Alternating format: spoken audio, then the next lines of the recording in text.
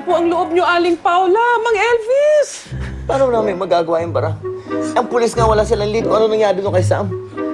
Tuloy, lalong tumitibay yung hinala namin na maaaring makapatay na siya. Masyadong bata pa si Sam. Marami pa siyang mga pangarap. Siguro, dahil sobrang bait niya, kaya kinuha na siya ni Lord. Teka muna, bara. Hindi mo ba alam talaga kung saan nagpunta si Sam? O kung ano man lang yung mga pakay ng mga taong humahabol sa kanya? Wala ka bang alam doon? Hindi ba kasama mo siya nung umagang yun? Oo. Sinabi ng mga kapitbahay, ikaw daw ang kasama niya. Ay, opo, kami nga po magkasama. Tapos nakita ko po siya, takot na takot. Tapos tinanong ko po kung bakit. Hindi naman po niya masabi sa akin. Ayun, bigla na lang siya nagtatakbo. Sinubukan ko po siyang habulin, kaya lang po talagang hindi ko siya maabutan eh. Wala nang tumulong sa kanya. Wala nang habol sa kanya.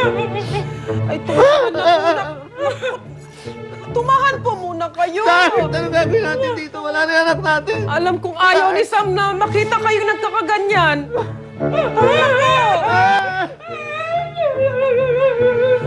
Gagawin natin dito.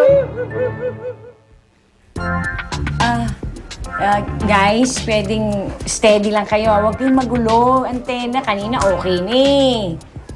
Kahilo na. Edie! May tao. Edie! Hi! Dala kita ng merienda. Hello! Ay, talaga? Naku, thank you. Wag na lang kasi kumain na ako eh. Kainin mo na lahat yan. Sensya ka na. Ito lang kasi yung kaya kong ibigay sa'yo eh. Ano ka ba? Okay lang yun. Touch nga ako kasi ang bait-bait niyo sa akin at ang sweet-sweet pa. At gagawin niyo talaga lahat, di ba? Para sa akin.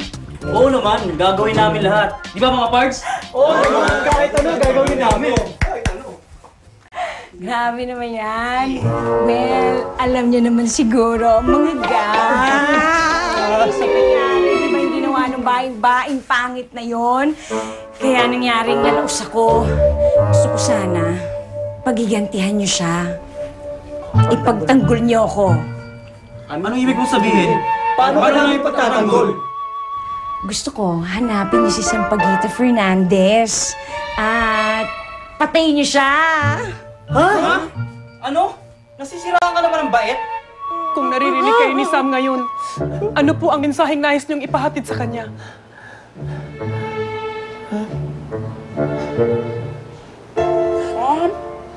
Sam, anak. Patawarin mo kami. Patawarin mo ako.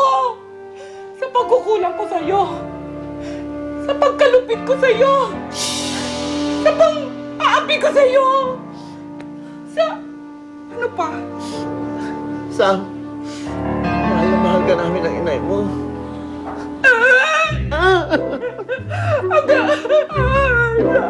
Sige po. Mauna na po ako.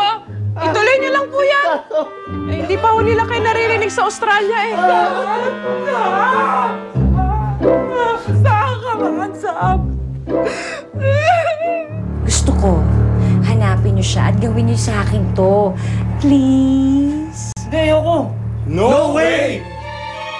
Ha? Anong no way? Oy, guys, alam ko naman talaga na matindi ang tama niyo sa akin. Pag ginawa niyo yung gusto ko, alam niyo ba, talagang akong bahala sa inyo.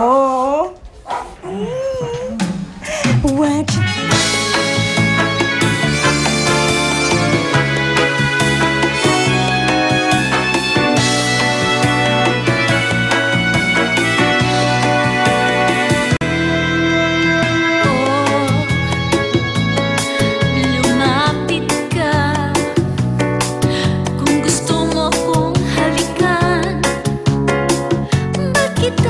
Sasawayin, alam na alam mo naman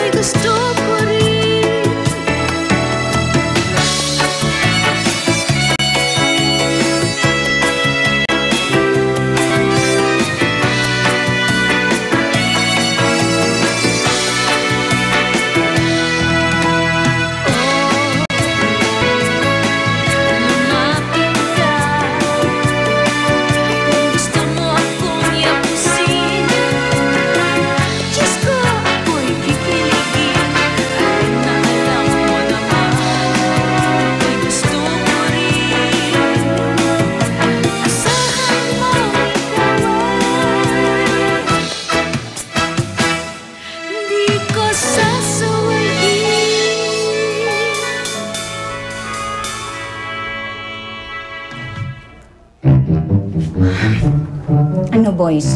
Tulungan niyo ba ako? Oo, gagawin ko yung pinapagawa mo sa akin. Papatayin namin si Sampaguita Fernandez!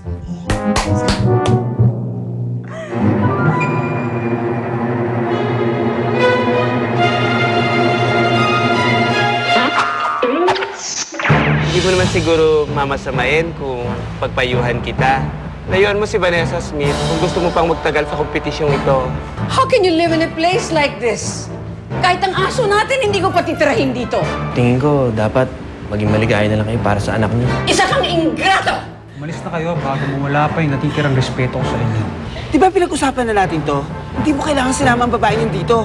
Mawawalan ka ng fans. Kailangan isakripisyo mo siya. Takot ako sa buhay. Hindi, nabulutan ka na ng tinik sa lalamunan. Di ba matagal na sakit ng ulo yung anak mong pangit? Bakit? Kayo ba nagpapalamon sa kanya? Na may karapatan kayo manlait? Kahit ganun ang itsura ng anak ko, kahit pangit ang anak ko, mahal ko pa rin yan. Anak ko pa rin yan.